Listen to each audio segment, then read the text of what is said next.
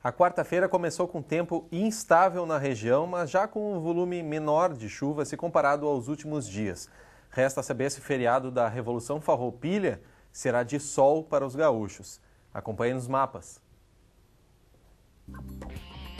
Nesta quinta-feira, o tempo fica instável na maior parte do Rio Grande do Sul.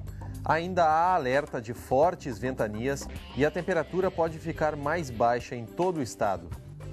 Nos vales e em Costa da Serra, o sol aparece entre muitas nuvens. No Vale dos Sinos, as temperaturas ficam entre 10 e 17 graus. Em Gramado, os termômetros marcam entre 8 e 18 graus. Em Voti, a mínima é de 9 e a máxima de 16. Em Esteio, as temperaturas ficam entre 11 e 17 graus. E em Pinhal, mínima de 11 e a máxima atinge os 17 graus.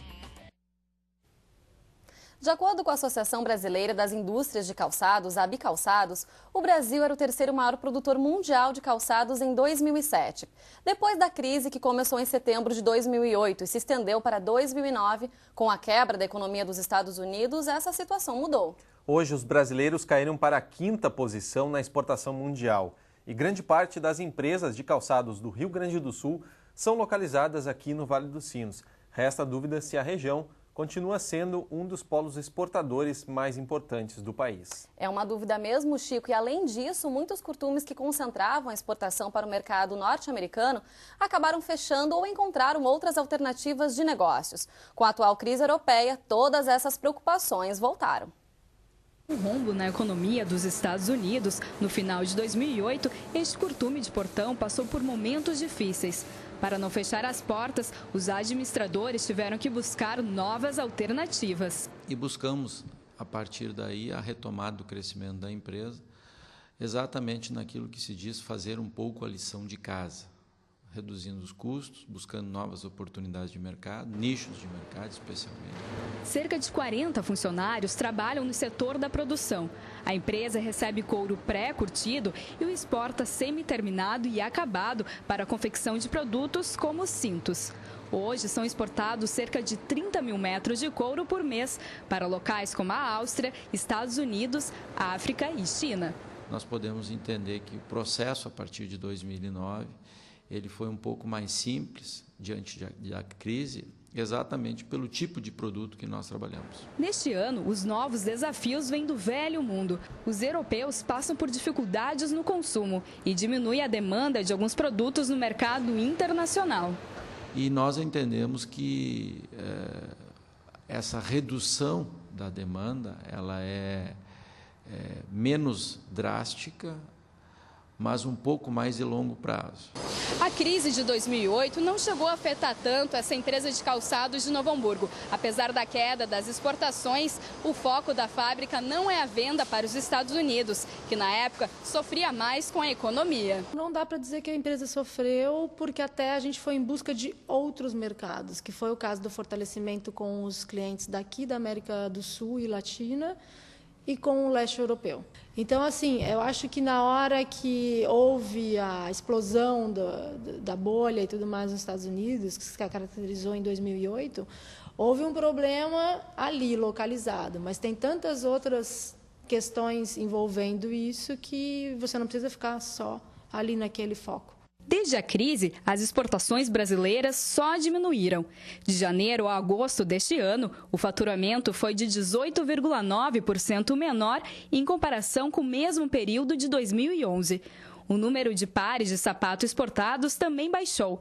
Nestes 8 meses, foram 70,3 milhões de pares, enquanto de janeiro a agosto do ano passado foram 74 milhões. Nessa empresa de Novo Hamburgo não é diferente. Antes de 2008, a exportação era de 40% do que eles produzem. Este número agora fica em 20%. Mesmo assim, isso não chega a assustar. Nós estamos buscando os focos onde a moeda está também fortalecida, né? E existem alguns países, os BRICS e também leste europeu também está com uma moeda, alguns países com moeda bem fortalecida, então esse é o nosso foco. E na luta para se manter, muitas empresas construíram estratégias diferenciadas e essas ações geraram oportunidades de abertura de novos mercados. Essa mudança, né, do que foi a década de 70, a década de 80, a década de 90, de produtos de valor baixo, né, de baixo valor agregado, essa mudança e agora também com as próprias marcas, né, as empresas brasileiras estão se inserindo nesse mercado com as suas marcas, né? Ao contrário de outros anos, uma grande parte do setor no Vale dos Sinos e no Brasil está se voltando para o mercado interno. A exportação essa deslocou muito para o Nordeste, né? Calçado com um valor maior, ele continua ainda no Vale dos Sinos. E o mercado interno, né? Esse advento aí dessa inserção, né, de mais de 30 milhões de brasileiros nessa nova classe C aí que está surgindo, né, principalmente no consumo. Isso fez com que as empresas também que estavam nesse setor exportador de menor valor se direcionassem para o mercado interno. As vendas do primeiro semestre desse ano foram lentas por causa do endividamento dos consumidores. Apesar disso, as expectativas são positivas. Mas isso já está passando, né? A gente já tem aí uma curva ascendente na economia como um todo, automaticamente o calçado também começa de novo essa retomada, aí, principalmente no mercado interno, e pulverizando a exportação em mercados como a Europa, o leste europeu, que são mercados novos. São alternativas que dão esperança aos empresários, mas a caminhada ainda pode ser longa. O governo brasileiro já anunciou algumas medidas e César acredita que o investimento será fundamental. Isso é um conjunto de medidas que eu acho que no longo prazo o Brasil tem que iniciar um processo de mudança. Quando que não mudar isso, nós vamos seguir sofrendo muito para deixar a indústria brasileira competitiva. Outras informações sobre o setor calçadista no Brasil no site abicalçados.com.br. E no curso de Ciências Econômicas aqui da Universidade, professor e alunos realizaram uma análise de conjuntura do setor coureiro, levantando os dados sobre as exportações brasileiras de couros e peles. E eles estão aqui no estúdio para falar sobre essa pesquisa. Nós recebemos Divanildo Triques, professor do curso de Ciências Econômicas da Unicinos, também com a gente Karina Kalinowski e Aline Gonçalves, alunas de Ciências Econômicas da Universidade. Olá, sejam bem-vindos. Olá, boa tarde. Professor, como é que foi concebido, então, esse trabalho de análise de conjuntura do setor coureiro? Na verdade, começa, primeiramente, assim, a disciplina que nós temos no curso de Economia é a análise de conjuntura. Então, na primeira etapa dessa disciplina, a gente divide a turma em grupos e aí trabalha sobre os grandes temas de conjuntura da economia nacional. Por exemplo, evolução e acompanhamento a nível de atividade, indicadores de preços, setor público, mercado monetário e financeiro e setor externo. E na fase seguinte, então, a gente orienta a disciplina, quer dizer, a parte seguinte, usando a mesma metodologia de análise do país, usando para setores específicos. Então, basicamente, foi isso. Então, o grupo acabou selecionando, escolhendo como opção para análise o setor de couro. Que é tão representativo aqui pra gente, né, Karina? Eu quero saber agora, com base no trabalho que vocês fizeram, então, que vocês realizaram, como é que você avalia as exportações brasileiras do setor calçadista nos dias de hoje? Bem, apesar da balança comercial estar favorável no último semestre, as exportações elas se mantêm em queda devido principalmente à crise mundial, né? E também a questão de competitividade com países como China e Índia, que acabam sendo desleais em relação ao preço da mão de obra, né? Daqui a pouquinho eu vou querer falar um pouquinho mais disso, mas antes da Aline eu quero saber como é que é o desempenho das exportações nesse ano, como é que a gente pode avaliar essa questão? Bom, a gente identificou no trabalho que comparando o primeiro semestre de 2012 com o primeiro semestre de 2011, houve uma queda de 4% nas exportações do setor para o resto do mundo. O Chico tem uma pergunta para fazer. Uma pergunta para o professor. Quais são os principais destinos das exportações brasileiras e principalmente aqui do Vale dos Sinos, hoje?